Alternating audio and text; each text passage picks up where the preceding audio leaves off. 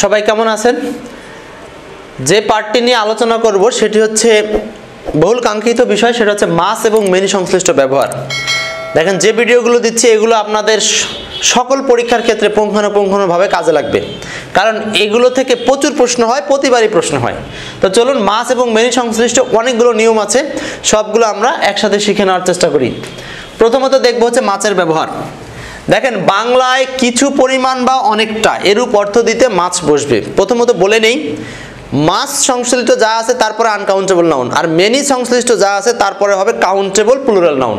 এই কথাটুকু আগে মাথায় রাখি, তারপরে দেখি। এবার খেয়াল করেন, মাসের পরে আনকাউন্টেবল নাউন হবে। সো কিছু আনকাউন্টেবল নাউন আপনাদের এখানে উল্লেখ করছি, যেমন ওয়ার্ক, টি, অ্যাডভাইস, টাইম, তারপর আছে ল্যাঙ্গুয়েজ, মিল্ক, মানি, এগুলো। এখন এরকম আনকাউন্টেবল নাউনের একটা লিস্ট আছে, আমার ভিডিওগুলোতে আপনি চেক করে দেখবেন। একটা ভিডিও আছে আনকাউন্টেবল নাউন শেখার গল্প, ওখানে অনেকগুলো আনকাউন্টেবল নাউন দেওয়া আছে, সেগুলো একটু দেখে নিন। যাই হোক, তাহলে মাছ বসবে হচ্ছে পরিমাণ বা অনেকটা অর্থে, মানে কিছু পরিমাণ বা অনেকটা অর্থে বসবে মাছ। তাহলে অর্থগুলো খেয়াল রাখেন।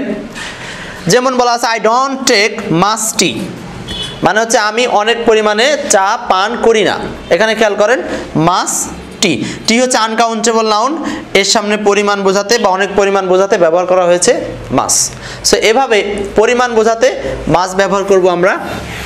এরপর দেখেন, এটা সংশ্লিষ্ট এর সাথে ম্যাচিং রেখে পার্থক্যমূলকভাবে পড়েন মেনি। দেখেন, মেনি শব্দটা বসবে কি করতে? কতগুলি বা অনেকগুলি বা বহু, তিনটা অর্থ দিবে। আগেরবার বলছিলাম মাছ অর্থ দিবে কি? পরিমাণ বা অনেক পরিমাণ অর্থ দিবে। আর এখানে মেনি অর্থ দিবে বলছি কতগুলি বা অনেকগুলি বা বহু, এরূপ অর্থে মেনি বসবে। এখন মেনি এর পরে ব্যবহার হবে কাউন্টেবল প্লুরাল নাউন। স্বাভাবিক, আমি প্রথমেই বলে দিয়েছি মেনির পরে হয় নাউন প্লুরাল। এবার কিছু কাউন্টেবল প্লুরাল নাউন, এটা তো আপনারা এমনি চিনবেন, তারপরেও লিখে দিয়েছি আর কি। যেমন পিপুল, থ্যাঙ্কস, তারপরে man, boys, girls, women, children, মানে এগুলো দিয়ে এই মেনির সাথে ব্যবহার আসছে বিগত সালে, এই জন্য এই শব্দগুলো দিয়েছি। একটা উদাহরণ, there are not many people, there are not many people. দেখেন, পিপুল হচ্ছে কাউন্টেবল প্লুরাল নাউন, এর জন্য এখানে ব্যবহার করছি হচ্ছে মেনি। এখানে অনেক বা লোকজন নেই, এখানে অনেক লোকজন নেই। There are not many people here, there are not many people here. So এই জায়গাটাতে পিপুল প্লুরাল নাউন, এই জন্য সামনে ব্যবহার করছি অনেক অর্থে মেনি। সো এইভাবে অর্থ দিকটা খেয়াল রেখে আমাদেরকে মেনি বা মাস ব্যবহার করতে হবে। এবার এদের সাথে মিলিয়ে কিছু অতিরিক্ত বিষয় দেখি, যেমন সেটা হলো টু মাস বা টু মেনি। প্রথমেই কিন্তু মাথায় থাকবে আপনার মাস এবং মেনির ব্যাপার কি ছিল। মাস মানে ছিল পরিমাণ, অধিক পরিমাণ, আর মেনি মানে ছিল অধিক সংখ্যক। এখন যখন এইটার সামনে আবার টু শব্দটা ব্যবহার করলাম, তখন এটা আরও জোর দিবে, অর্থাৎ এখন অর্থ দিবে হচ্ছে অত্যন্ত বেশি বা অত্যাধিক বেশি, এরকম বোঝাবে। দেখেন, তাহলে এটা হচ্ছে পরিমাণের ক্ষেত্রে অত্যন্ত বা অত্যাধিক, মানে অত্যন্ত বেশি পরিমাণ বা অত্যাধিক পরিমাণ। একইভাবে যখন টু মেনি, তখন মিনিং দিবে অত্যন্ত সংখ্যক বা অধিক সংখ্যক বোঝাবে বা বেশি সংখ্যক বোঝাবে, তার মানে আরও বেশি সংখ্যক বোঝাচ্ছে। তাহলে এরকম অবস্থাতে এই গঠন দুইটা দেখেন, গঠন দুইটায় খেয়াল করেন। একটা হচ্ছে too much plus uncountable noun, too many plus countable noun. হ্যাঁ, এবার আসি, তাহলে এগুলো ব্যবহার খেয়াল করবেন। স্বাভাবিকভাবে পরিমাণে বেশি বোঝাতে মাস ব্যবহার করব, কিন্তু আরও বেশি পরিমাণ বোঝাতে টু মাস। স্বাভাবিক সংখ্যায় বেশি বোঝাতে ব্যবহার করব মেনি, আরও বেশি সংখ্যক ব্যবহার করতে অর্থ দিতে ব্যবহার করব হচ্ছে টু মেনি। এবার আসি, মাস অফ অথবা প্লেন্টি অফ। প্লেন্টি অফ মানে প্রচুর পরিমাণে, তার মানে বাংলাটা একটু খেয়াল করলে বুঝবেন, কোনো কিছুর মধ্যে অনেক পরিমাণ, কোনো কিছুর মধ্যে, তার মানে অফের পরে একটা নাউন থাকবে, সেই নাউনের মধ্যে থেকে কিছু পরিমাণ বা অল্প পরিমাণ, এরকম না বুঝিয়ে বেশি পরিমাণ বোঝাতে তখন এই মাচ অফ অথবা প্লেন্টি অফ ব্যবহার করা হবে। যেমন মাস অফ অথবা plenty of plus uncountable noun এই সিকোয়েন্সে বসবে। তাহলে আমরা আবার খেয়াল করলাম, মাসের সাথে মিল রেখেই কোন শব্দটা বসতে পারে? প্লেন্টি। তার মানে মাস আর প্লেন্টি শব্দ দুটাকে আমরা একই ভাবতে পারি। কখন? যখন এদের পরে এই অফ প্রিপোজিশন থাকবে। ব্যাপারটা মনে হয় বুঝতে পারছি। তাহলে মাস অফ প্লাস আনকাউন্টেবল নাউন অথবা plenty of plus uncountable noun, এইটা মিনিং দিবে কিভাবে? মানে হচ্ছে কিছুর মধ্যে অনেক পরিমাণ, এরকম বোঝাতে এই শব্দগুলো ব্যবহার হবে। আচ্ছা, তাহলে এখান থেকে এদের সাথে মিল রেখে আরও কয়েকটা ব্যবহার আছে, যেমন মেনি অফ। দেখেন আগেরটা ছিল মাস অফ, এটা হচ্ছে মেনি অফ। এখন কোনো কিছুর বা কারো মধ্যে অনেক সংখ্যক, আগেরটা ছিল যেটা মাস অফ বা প্লেন্টি অফ, সেটা হচ্ছে অনেক পরিমাণ কোনো কিছুর মধ্যে থেকে। আর এটা যখন মেনি অফ বললাম, তাহলে কোনো কিছুর মধ্যে থেকে কিছু সংখ্যক বা অনেক সংখ্যক বোঝাবে। তাহলে মেনি অফ প্লাস কোন নাউন হবে? কাউন্টেবল নাউন হবে, এবং কাউন্টেবল নাউনটা হবে হচ্ছে প্লুরাল আকারে। আরেকটা ব্যবহার দেখি, অ্যাজ মেনি অ্যাজ এবং অ্যাজ মাচ অ্যাজ। দেখেন অ্যাজ মেনি অ্যাজ এবং অ্যাজ মাচ অ্যাজ, এখানে বাংলাটা একটু খেয়াল করেন। সংখ্যাবাচক শব্দ দ্বারা কাউন্টেবল নাউন বোঝালে সেখানে বসাবো অ্যাজ মেনি অ্যাজ, মানে শূন্যস্থানের পরে একটা সংখ্যাবাচক শব্দ থাকবে। যদি ওই সংখ্যাবাচক শব্দ দিয়ে কাউন্টেবল নাউনকে বোঝায় তাহলে আমরা ব্যবহার করব অ্যাজ মেনি অ্যাজ, কিন্তু যদি পরিমাণ বোঝায় মানে আনকাউন্টেবল নাউনকে বোঝায় তাহলে আমরা ব্যবহার করব অ্যাজ মাস অ্যাজ। যেমন একটা উদাহরণ পড়েন, as many as 100 species of fish have been identified. দেখেন এখানে 100 স্পিসিস সংখ্যাবাচক শব্দ না, এটা দিয়ে দেখেন এই যে প্রজাতি সমূহ মানে প্লুরাল নাউন বোঝাচ্ছে, অতএব এখানে ব্যবহার করেছি আমরা হচ্ছে as many as. So viewers, এই যে মাস এবং মেনি নিয়ে অনেকগুলো ব্যবহার দেখলাম, সেগুলো আপনাদেরকে এক নজরে বলি, তারপর আপনারা এই এমসিকিউগুলো সলভ করার চেষ্টা করবেন। তারও আগে এখানে আরও একটা ব্যবহার আছে, এটা এক নজরে একটু দেখে নেই। এখানে দেখেন মোস্ট, মোস্ট অফ আর হলো দা মোস্ট, এই তিনটার ব্যবহার।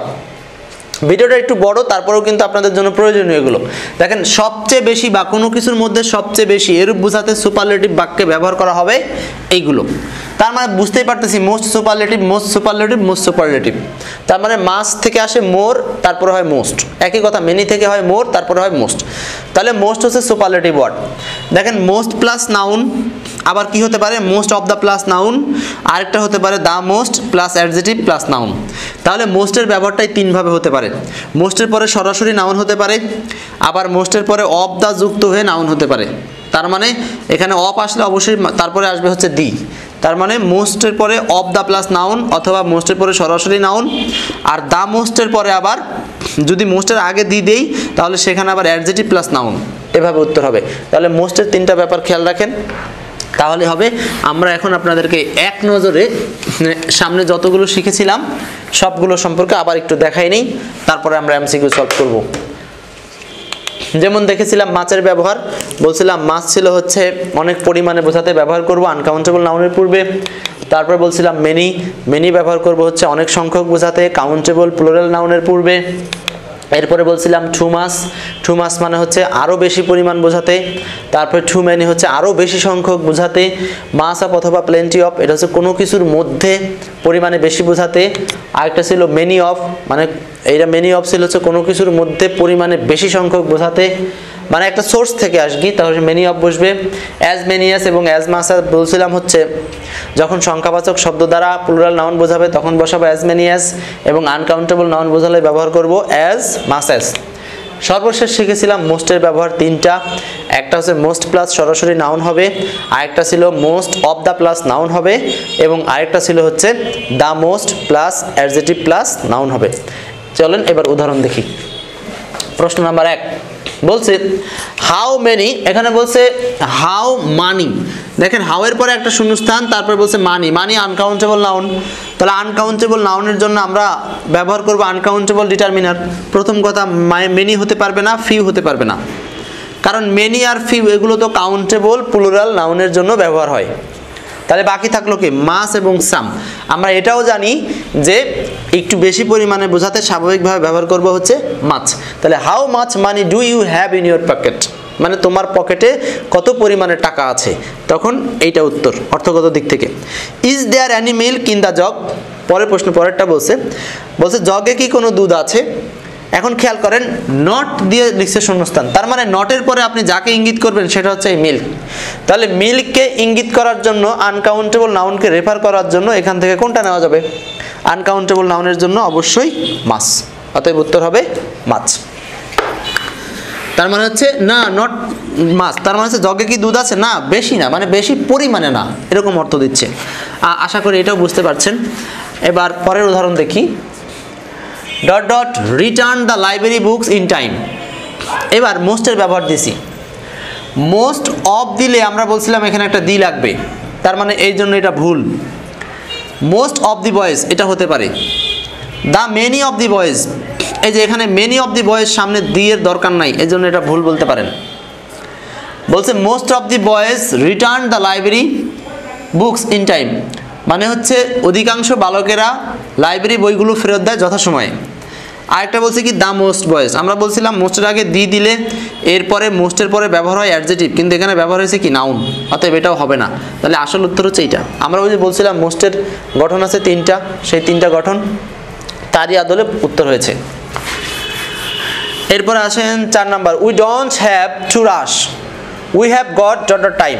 বলছে আমাদেরকে খুব জোরে দৌড়ানোর দরকার নাই বা তাড়াহুড়া করার দরকার নাই। কেন দরকার নাই? কারণ উই হ্যাভ গটস মানে আমরা পেয়েছি, এই যে দেখেন এখানে সময়কে ইঙ্গিত করেছে আনকাউন্টেবল নাউন। সো আনকাউন্টেবল নাউনকে ইঙ্গিত করতে মানে বলছে কি আমাদের তাড়াহুড়া করার দরকার নাই, আমাদের অনেক সময় আছে, এরকম কথা আমরা বলে থাকি মাঝে মধ্যেই। তাহলে এখানে অনেক সময় আছে বোঝাতে ব্যবহার হতে পারে মাছ অথবা প্লেন্টি অফ। কোনটা দিবেন উত্তর? উত্তর কিন্তু আপনি দুইটাই দিতে পারবেন, মানে we have got plenty of time মানে আমাদের সময়ের অনেক এখনো আছে, মানে অনেক সময় বাকি আছে, অথবা সরাসরি মাস টাইম আমাদের অনেক সময় বাকি আছে। উত্তর দুইটাই হতে পারে। হ্যাঁ, আমাদের সময়ের অনেক সুযোগ আছে এরকম বলতে পারি, অথবা অনেক সময় বাকি আছে এভাবে বলতে পারি। সো এখানে উত্তরটা হবে মাস টাইম অথবা প্লেন্টি অফ টাইম, দুইটাই সঠিক। এরপরে আরেকটা উদাহরণ দেখি, 100 স্পিসিস অফ ফিশ। এই যে 100 সংখ্যাবাচক শব্দ দিয়ে প্লুরাল নাউনকে বোঝাচ্ছে, অতএব এখানে অ্যাজ মেনি অ্যাজ বসবে। কোনটা উত্তর? As many as. 6 নম্বর, 6 নম্বরে বলা আছে থ্যাঙ্কস। খেয়াল করেন শূন্যস্থানের পরে নাউনটা প্লুরাল করা আছে, মানে এস দেওয়া আছে। যেহেতু প্লুরাল করা আছে তাহলে অবশ্যই এখানে প্লুরাল ডিটারমিনার বসবে। তাহলে লিটিল আর এ লিটিল বসতে পারবে না, বা মাসও বসতে পারবে না, কারণ মাস আনকাউন্টেবল। তাহলে একটাই বাকি থাকছে, সেটা হচ্ছে মেনি।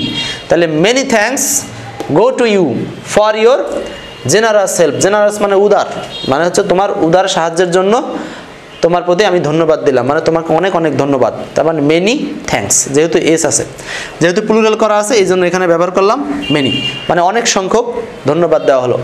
তো একইভাবে দর্শক এতক্ষণ আমার সাথে থাকার জন্য আপনাদেরকেও এই 6 নম্বর বাক্যটা উৎসর্গ করলাম। তো ভালো থাকেন, আবার দেখা হবে পর